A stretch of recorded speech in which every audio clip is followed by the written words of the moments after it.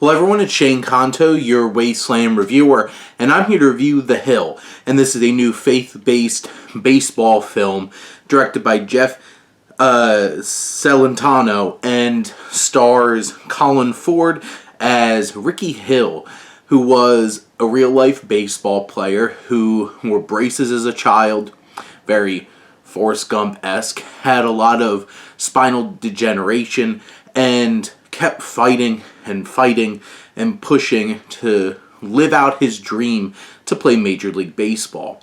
And it came at odds with his father, played by Dennis Quaid, who was a preacher.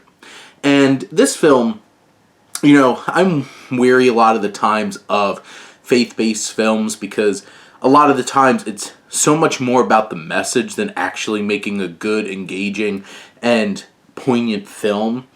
But I have to say, good for Lionsgate, because usually they're the ones that come out with the films that, there's story here. It is a biopic, and, it's by the numbers in terms of its storytelling, how it portrays Rickey's story, and there's certainly a lot of tropes for both biopics and for sports movies in this film. As we hit these beats, some of the scenes feel a little too staged, a little too melodramatic, trying to really get its point across. But there's some genuine feeling to this film. You feel for Rickey. And Colin Ford, I think, does a good job as the adult Rickey.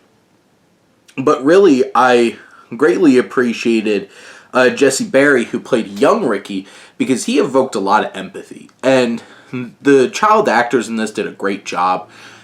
Even the sibling character and the actors as well. I think the siblings got a little less interesting once they grew up and it really just started focusing on Rickey. There's a young love story. There's not much to the love story. It's, two little kids smile at each other. It's like, you're my boyfriend. And, it grows into admiration and support. And I think this is a film of great determination and passion and not giving up. And it leans on faith. It's not a film that is solely focused on faith, but it fits faith into Rickey's story as it was in an interesting and at least effective way. And I think his father, James Hill, played by Dennis Quaid, I think goes on an interesting journey throughout this film from somebody who's so stringently, this is faith, but it's my perspective on faith. And you see his journey, and that's why you cast somebody like Dennis Quaid, who is capable of giving some strong performances, and he does in this. It's also interesting seeing him in a baseball movie where he's not the lead, like The Rookie.